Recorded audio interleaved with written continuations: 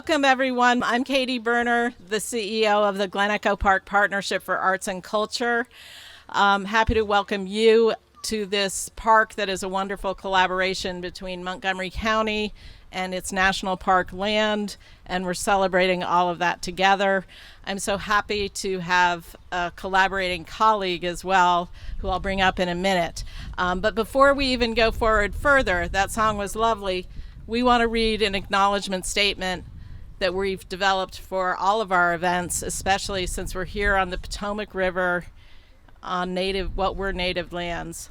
So we acknowledge that we are in the territory of many indigenous peoples who have known the Potomac Valley and its lands and waters as their homeland for thousands of years to the present day, including Algonquin, Iroquois, and Sioux peoples. We recognize the Native nations' past, present, and future unbroken and unbreakable connections to these lands. We honor the resilience and perseverance of these nations, even as colonizers claimed this land as their own. Thank you. Now I'd like to bring up a colleague who is our co-presenter and frankly the visionary creator of this concept of today's event, Tamara Williams, who is the executive director of the Washington Rebels. Good afternoon, everyone. Thank you so much for taking the time to be here. Katie has pretty much already said all of the wonderful things. What I wanted to add was I wanted us to be clear about the why we're here. And it is not about just gathering, just to gather. It's not about just celebrating Juneteenth just to say that we did. We really want this to be something that ties into our local history here. Right, and without Juneteenth, this park wouldn't have gone through what it went through.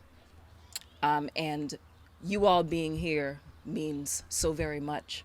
And I'm so happy to see this rainbow of people and cultures and religions, and just happy to see you all. So thank you and enjoy. Thank you. Thank you so much. I want to also bring up some gentlemen who will open our ceremony with an invocation. So first I'd like to bring up Rabbi Michael Safra of B'nai Israel in Rockville, followed by Pastor Kenneth Nelson from the Seneca Community Church in Germantown.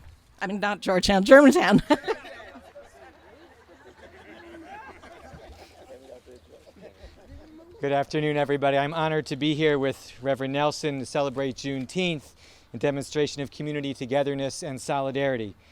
Words of the psalmist, sacred to both the Christian and Jewish traditions, ring true. Hine ma tov u'ma na'im, shevet achim gam yachad.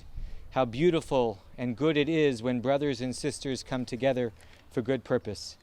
I'm inspired by the knowledge that the KKK once protested that Jews and blacks were working together on this spot on behalf of civil rights. History records significant victories won here, while reality notes that there is still work to do in the name of equality and equity to fulfill Isaiah's prophecy that my house shall be called a house of prayer for all peoples. The 2nd century Talmudic sage Rabbi Tarfon taught that it is not our duty to complete the task, but neither are we free to desist from it. So in that spirit, I welcome you and welcome the day when we might fulfill the commandment from Leviticus etched on the Liberty Bell, Ukratem dror ba'aretz lechol yoshveha, proclaim liberty throughout the land to all the inhabitants thereof. Amen. Perfect time. Good time.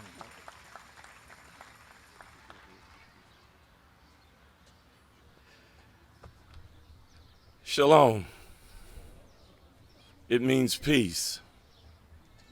I stand here today representing church members who stood at the gate and asked for peace to be among their people. Peace because they needed something other to do than to be in a hot house.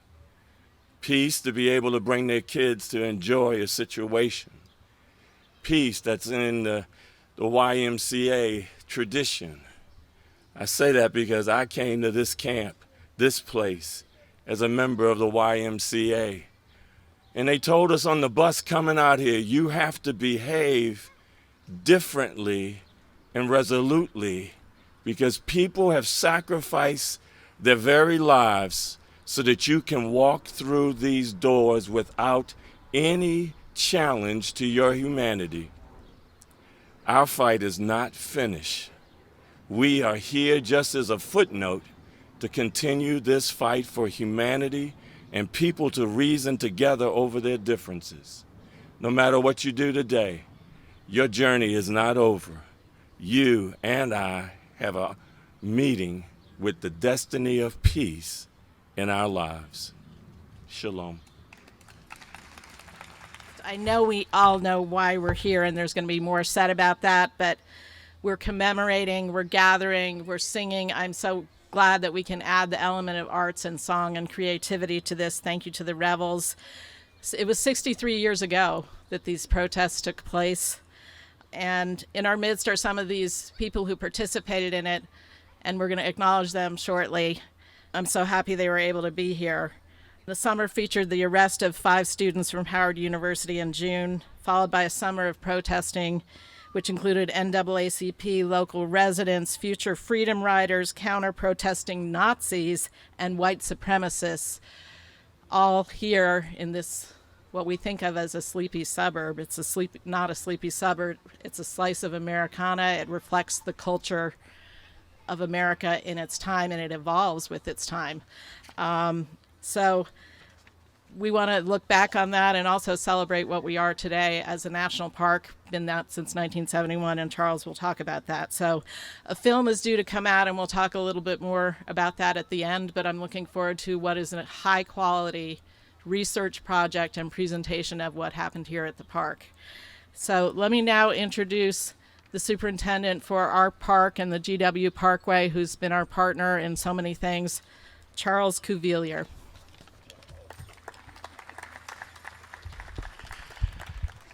Thank you, Katie. Appreciate that. So on behalf of the George Washington Memorial Parkway staff, I want to extend to you a welcome and express my appreciation to the Glen Echo staff and board of directors for this month's Festival of Freedom. Today's program complements ongoing park efforts by park staff and partners to unknown, untold, or ignored history of all Americans that shaped our nation's past, reflect our contemporary society, and foster an inclusive environment. We desire to seek out those people, elevate their stories, use their active voice, and give them agency. Our efforts include better scholarship, such as the ethnohistory of Arlington House, the descendant families, the study of African American communities along the Chesapeake and Ohio Canal, the struggles and successes of black laborers and freedom seekers along the canal, an African American outdoor recreation theme study, and a historic study that examines segregation in Virginia's national parks. An historic gathering of descendants featuring reconciliation and celebration of togetherness occurred in April at Arlington House this year. And that special day was called Finding Our Voice and reflects the efforts of 2 years of facilitated dialogue, fostering trust building and truth telling in what is the Arlington House Family Circle. Exhibits at Arlington House include the Grays, Parks, George, and Judy, as well as many others who were enslaved at the plantation. On Juneteenth, we celebrated the history and impact of the first U.S. colored troops who were mustered on Mason Island, which today we know as Theodore Roosevelt Island. Interpretive Rangers created a Junior Ranger book for children about the first U.S. colored troops that's now available. And in October, we'll celebrate the 250th birthday of George Pointer, a captain on the Potomac Canal, who bought his freedom and continued to work for the canal company just upriver from us at Great Falls. Park rangers at Great Falls are sharing his story throughout this summer with ranger-led interpretive programming. On American Second Independence Day, Freedom Day, Jubilee Day, it is fitting that we tell the story of local heroes whose actions desegregated this amusement park. And then today, as a partnership with the National Park Service in Montgomery County, the Glen Echo Park Partnership for Arts and Culture is available to all, enriching individuals' creative spirit, serving more than 350,000 people a year. We're a joy to be a part of this. We are grateful as a part of the National Park Service. Thank you, Katie. Good afternoon, everyone. As Katie said, my name is Rhonda Keys, and I'm the incoming Vice President for the board. I also chair the Diversity, Equity, and Inclusion Committee here at the park, mainly because my connection with the park is my family is originally from Montgomery County. I did not attend the park until I was an adult, and when I went home and asked my parents about it, I found out, oh, hey, they couldn't come, so it really wasn't on their radar to bring, me and my siblings. So I feel that's a shame, and I am honored to be a part of something that is ensuring that this place is open for everyone and telling a story that everyone is welcome and included. Our next speaker, Councilmember Will Jawando.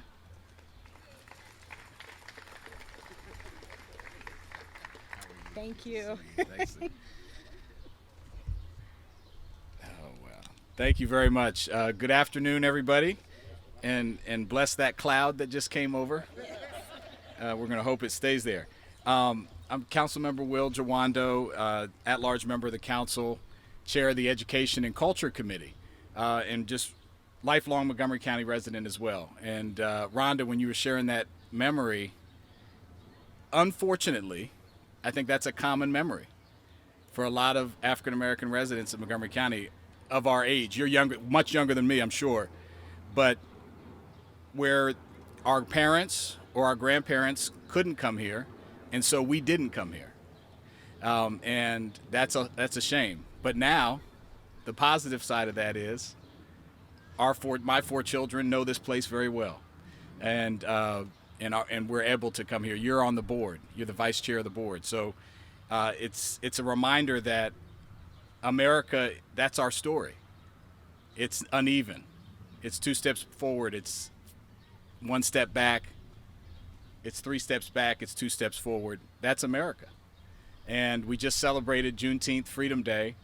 And it's such an honor to be here with some of the folks who got into what my dear departed friend and mentor used to say is good trouble, John Lewis, and said, along with so many others, that we're not going to stand for this. We're going to make sure that our community is inclusive and has a place for everybody. I often think of the white co-conspirators who bought the tickets and then ran out and switched them with the black folks who couldn't buy the tickets so that they could come in and all be a part of a protest to move this place forward. Frederick Douglass, the great Marylander, always used to say, power concedes nothing without a demand. And we're reminded today as we take this historic ride and honor these folks whose backs and shoulders we stand on, that we're still on that ride. And we're still working to make sure that this system is more fair and more just, whether it's our economic system that too often considers profits over people, our housing system where we can't afford it for so many in our community, our criminal justice system, which still does not treat everyone fairly based on what they look like. We're still fighting those fights, but we learn from you all today who are here. We stand on your shoulders, and we're thankful for the work, the energy, and the good trouble. So I'm glad to be with you here to celebrate, and with that, I'll turn it back over to Katie, who deserves a big round of applause, as well as her board, for pushing this and making sure that we know this history.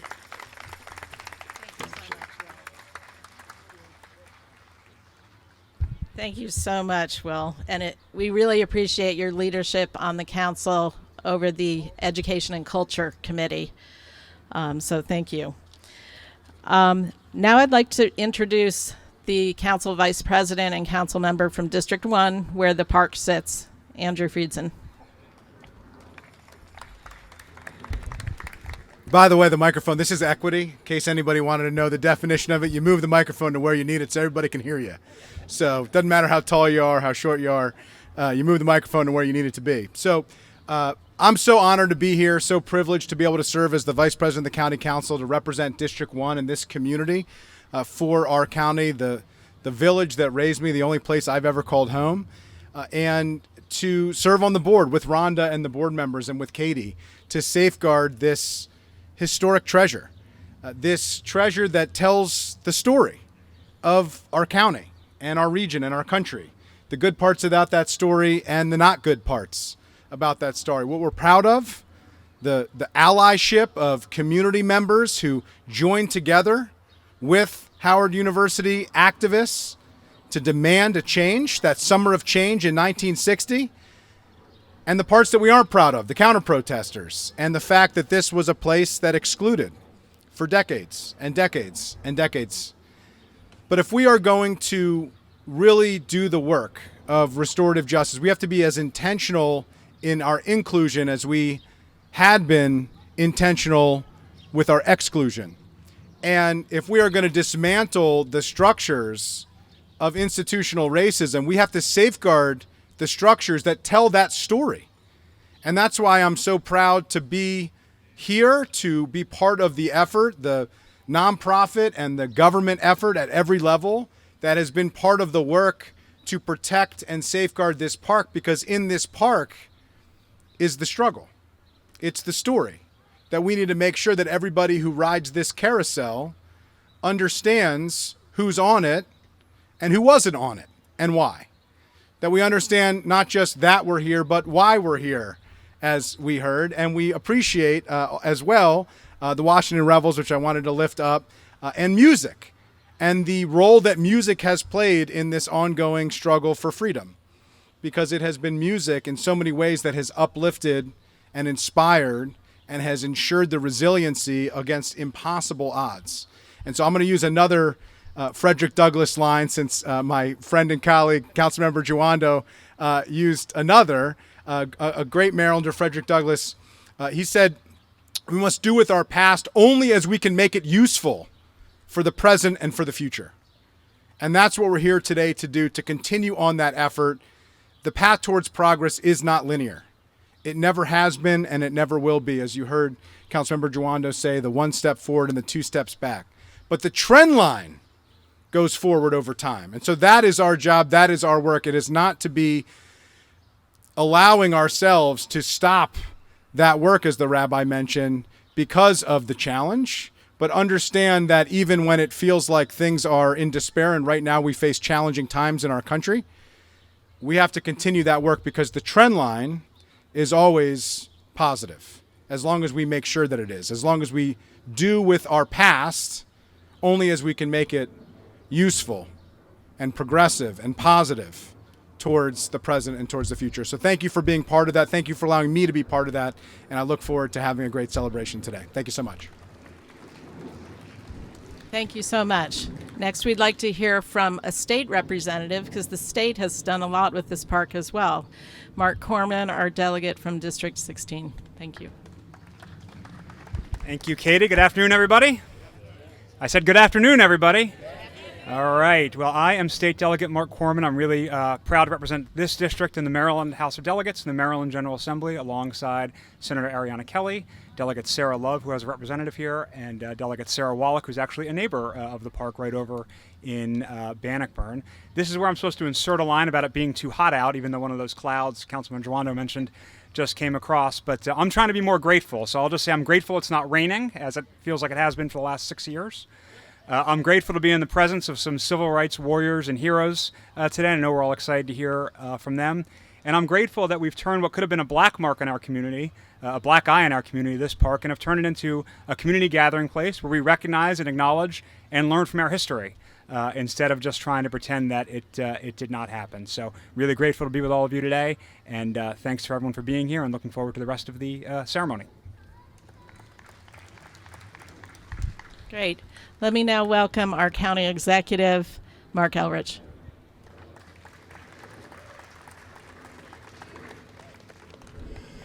So I'm also very happy to be here. I want to thank Katie for opening remarks, because I've been thinking a lot about the state of Montgomery County and what you see in Montgomery County. And you would not know as you drive around here that pretty much everything was a plantation.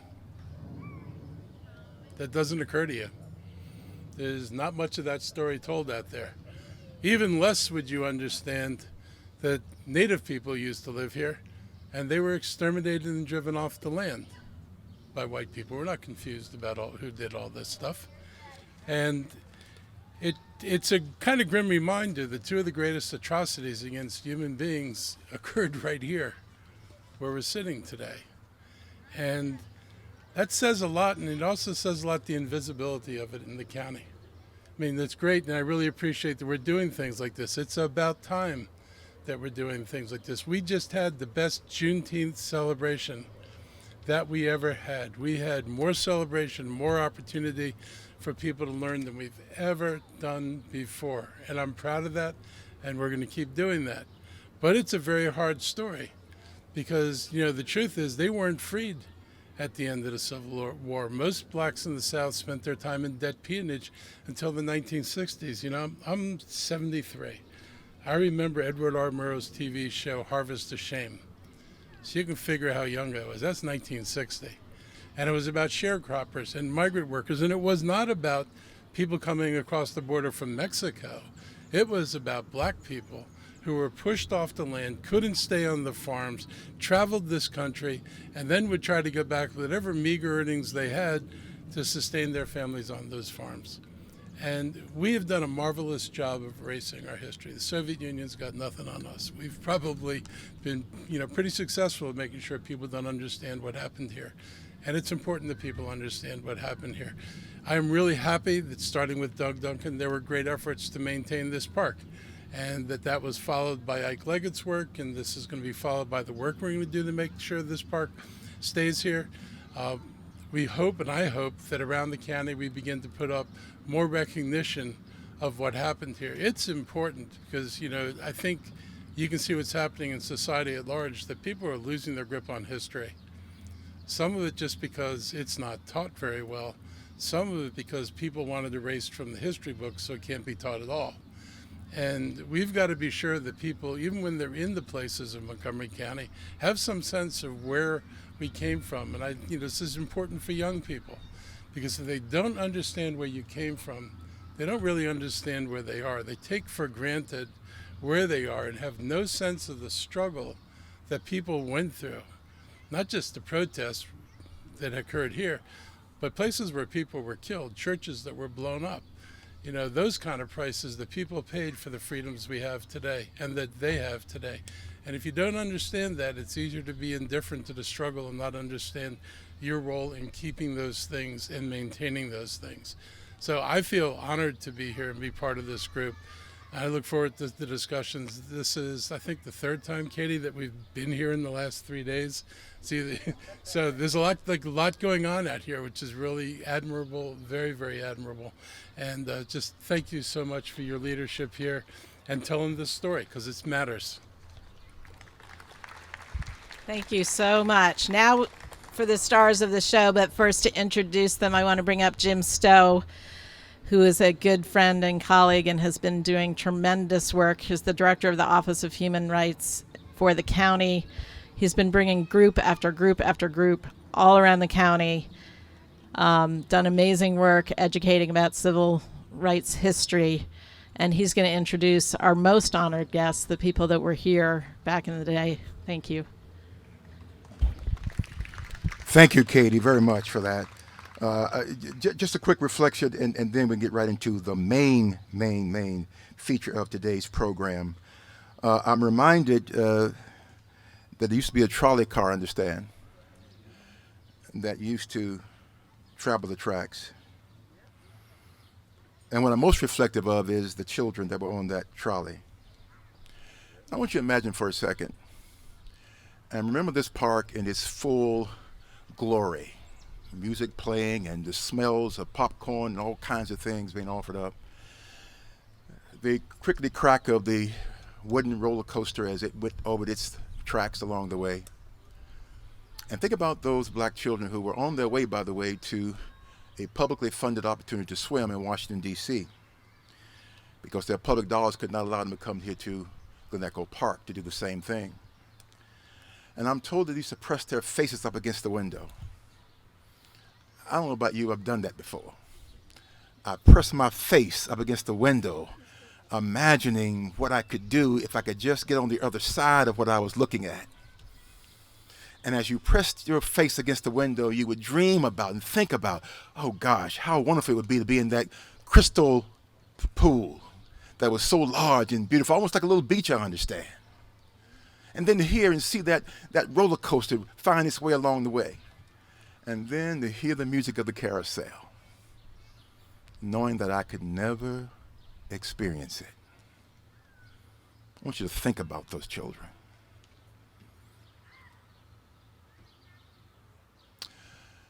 There were some people who also thought, and I hope you think, and now think about it in retrospect, that it was a horrible thing. But there were some people who thought it was also horrible. One of those persons is Esther Delaplane. Esther Delaplane is right back here with us. She is, yes, absolutely. She's Montgomery County's recipient of the Humanitarian Award. She's also a member of the Human Rights Hall of Fame. And I asked her one time in an interview, and I know Esther. And she said one time that was something that was so important. I said, Esther, why in the world would you have engaged in this? Your neighbors from the Bannockburn community and all those that were involved in this from helping out standpoint, why would you get involved in this? And she said to me, Jim, it just wasn't right. Just wasn't right. And so we did a little bit here and there. No, Esther, you did not. You and your folks came every day with the lemonade and the cookies and all the things, brought your kids with you as well, and kept things going throughout that summer. And so, Esther, thank you so much for all you do and all you've done. Thank you. Joan Trompier Mulholland. Where's she at? Council member Friesen. She was one of those white students who went and bought the tickets and took them back outside and gave them then to black students. She was one of the ones who did that back there, so she's back there.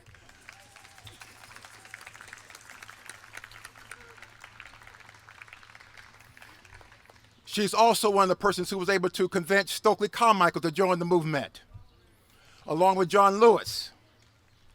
She also is one of the persons who was on death row in Parchman Prison in Mississippi for 61 days on death row.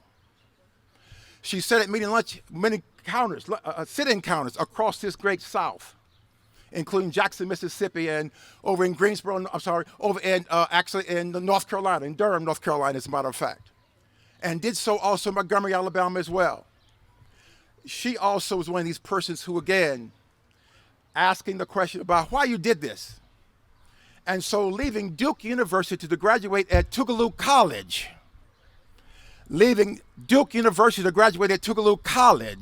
she became a member of Delta Sigma Theta.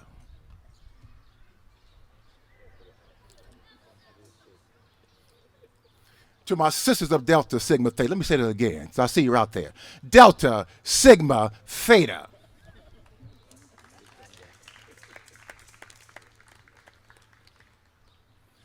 So again, Joan, we thank you for all that you have done and all you continue to do. We appreciate you so very, very much.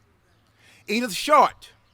Edith Short was a child during the protest. Edith, where are you? Right here, Edith. Yeah, yes. Lived in Cabin John and still maintains a home in Cabin John. Comes back and forth to this great area from her current residence in Virginia. So again, thank you, Edith, for being there, participating, and being involved. Tom Young, where are you, Tom? Hey, Tom. Tom was also, again, was a child also doing the movement, and his father, is that right, was involved in the labor movement. And this protest, by the way, was one of the first ones that involved both members of the community, students, and also the labor union. So thank you so much for being a part of that at that point in time. Thank you, Tom. And the person who I've known who has just been a mentor to me since coming to Montgomery County, Tina Clark. Tina Clark is one of our heroes here in Montgomery County, a historian and somebody who also walked that picket line as a student from American University and did so proudly, but at the same time with a sense of urgency about what was going on. And from her own upbringing, she had to be there. She couldn't be anyplace else, because that's in her DNA to be part of the process of change and moving things forward. So Tina Clark Every time we turn around, she's leading the way. In fact, one of the first persons that put forth the Juneteenth celebration here in Montgomery County under Doug Duncan. So thank you, Tina Clark, a teacher extraordinary. And here's the thing about Tina Clark, folks. She is still teaching in the classroom today. Today, because she understands the value of education, and particularly for the young people who have to understand their value of being a resident in the community, in this community. And so, Tina Clark, my sister, thank you so much, so much, so much, so much. So, where is Katie? It was dangerous giving a preacher a few minutes to just say a few words. And a Baptist preacher is that to say a few words. But lastly, let me say this. I always get three lastly, but I'm going to use my first one. I won't use the other two. And that's to say this. Folks, I was at a meeting this past weekend. I'm a trustee at the University in Pennsylvania. And we've got a new branding word that we say is too important to ignore. This is too important to ignore. The story has been said over and over again by a county executive. It is too important to ignore. It is too important to ignore the contributions of those who stood proudly on those picket lines in that hot, hot summer, and the neighbors who also assisted in helping them. It's too important to not remember. So let's add a little tag on to that, too important to ignore. Let's say it's too important to ignore, and it's too important to forget. So now becomes the real work, as stated earlier. What do we do now? What's your task now? What's your reason for not participating in making things be better for all of us today? What is your reason for not stepping up? I don't have one. I'm stepping up. I hope you'll join me. Thank you so much. And now I'd like to bring up some of the protesters, maybe one at a time so nobody's in the heat too long. All right. Joan Trumpauer Mulholland, amazing activist. Thank you. I didn't come over to give him a hug. I came over to ask him how he knew John Lewis and to get a hug. Let's tell the truth. Speak truth to power, yes. Well, as a child, the big event of every summer was coming out to Glen Echo. And finally, I got my daddy to take me on the grown-up grown-up roller coaster. Yes. I think the heat may have got to my brain. Well, the NAG, the Howard Group, after we got the lunch counters in Northern Virginia desegregated, what are we going to do? Oh, let's go to the beach, because you know that Atlantic Ocean is segregated. But reality set in. That was too long a commute. So we picked on Glen Echo Park. And the community out here already had a little something going about the swimming pool. Well, since I'd come here every summer, I knew where to come in and get the tickets, because you needed a ticket for every ride you went on. But on the merry-go-round, they collected the tickets once the merry-go-round started going around. So I came in, bought a handful of tickets, went back out, handed them out, and then they came dashing down straight to the merry-go-round and were arrested, ticket in hand. And that case went all the way to the United States Supreme Court. Yes, and got overturned, finally.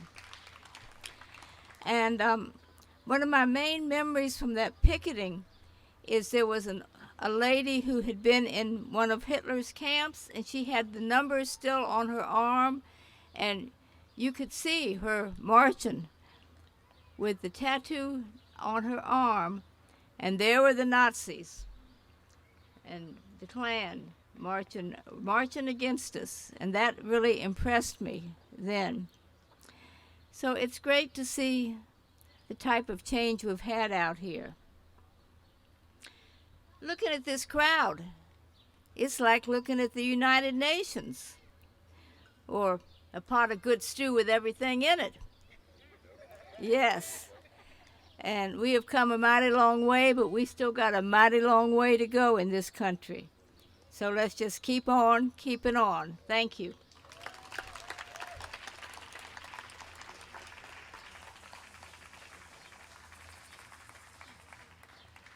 Thank you so much. Okay, let's see. Can I bring up Edith Bryant Shorts now?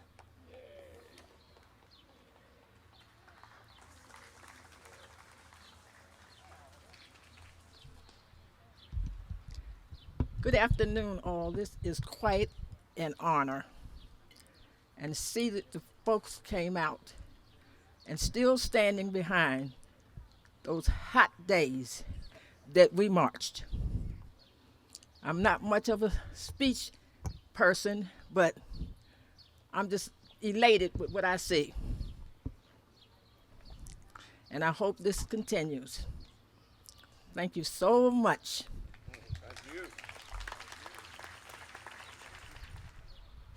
It's such an honor to be here and to be my mother's daughter. I was 7 when I was on the picket line. My mom had 5 kids, and so all 5 of us came down on the picket line, including our youngest Larry, who was being pushed in a stroller. My mom was a block captain. As a 7-year-old, I wasn't sure what that meant, except that she was in a lot of meetings, and singing happened at those meetings, and she stood up and spoke in public, and I knew it was important. And I knew why we were picketing, the importance of picketing, and one thing I want to convey is, besides having a political victory, a community victory, an important Maryland victory, and really a national victory, that at age 7 it gave me the understanding of collective action and the importance of collective action, and what a difference it made for that every single person who showed up on that picket line showed up. And the Nazis, I do remember the Nazis marching, and I do remember fear, but the forces for desegregation so outnumbered the forces of hate. And when we were singing from over the yellow building, I forget what it's called, ain't gonna let no hatred turn us around. We embodied that. The picketers embodied that. We were all ages, and the support was vast. And to feel like you're marching, you're picketing counted is a great thing to know at a young age, that everything we do matters. The other thing was my mom was very active in public housing, fair housing in Montgomery County, and she would take me to meetings when there was singing, and I didn't always understand the issues, but I felt when I was in a room of people singing for justice, that was the safest place in the whole world. That when you're involved with a fight where people are standing up, saying or singing truth to power, and saying this matters, that's a place where you can trust, you can feel safety, and you know that what you're doing makes a difference.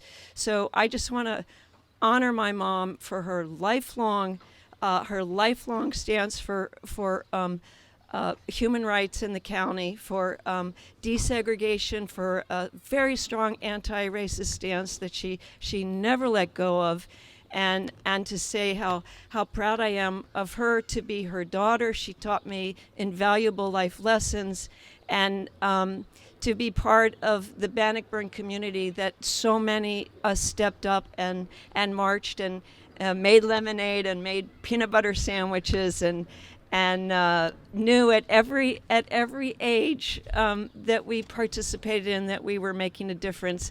And one last thing, back to honoring of the labor leaders in our community. We had labor leaders from a lot of the industrial organizations, the auto workers and the electrical workers and the steel workers, and they had a very strong anti-racist stance because they knew that for the labor movement to succeed, it had to be black and white workers together, and then enlarging that diversity. But black and white, that Jim Crow had to go, and they took a strong stance, and they brought their knowledge of picket lines and sign making. We made signs at Ralph Showalter, an auto worker stalwart, in his basement.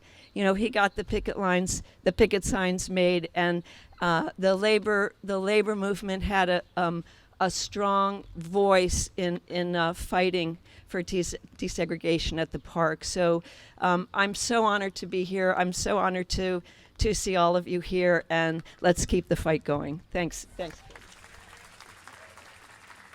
Thank you, Rocky. And last but not least, the lovely and esteemed Tina Clark, who will tell you all, she's a teacher and she can hold the mic and hold the classroom. So she's an amazing woman who I've known for many years since we started doing this work, recognizing the protests, I think 21 years ago. And you will see her, as well as others, featured in the film that's coming out next year by Alana Trachtman. So, Tina.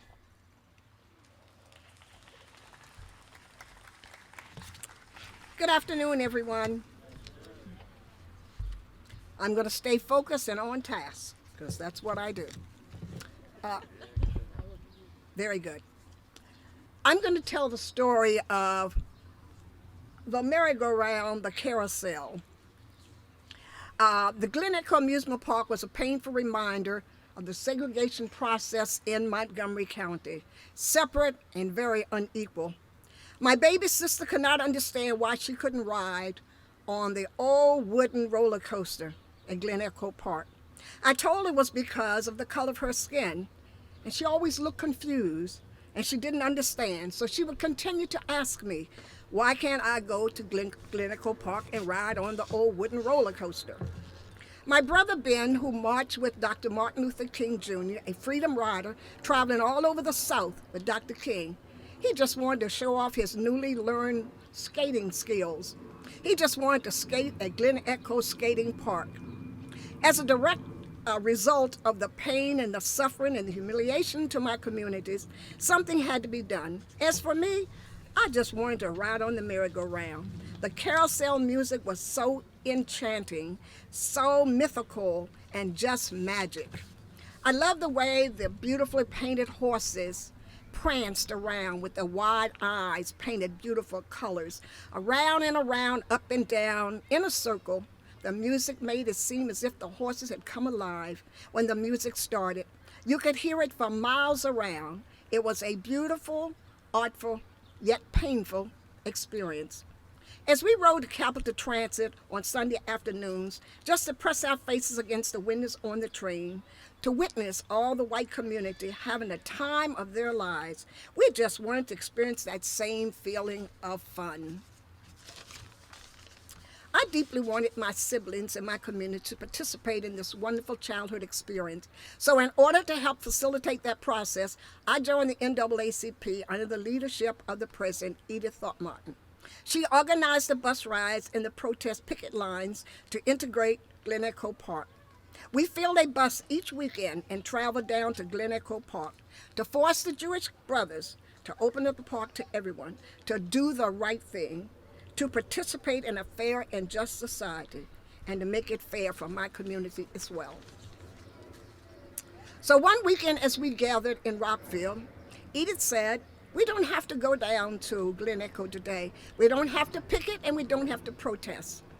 Then she shouted, we won, it's over, thank God for his blessings. We all cheered. The brothers had agreed to open the Glen Echo Park to all. So thank you for allowing me to share my story. I had 2 minutes. Where's Katie?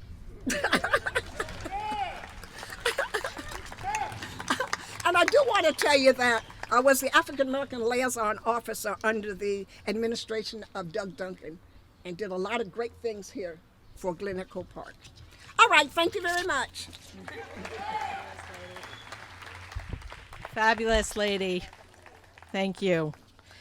Okay, so now we're going to go on to our ceremonial ride, but first we're going to have a musical performance to lead us into that.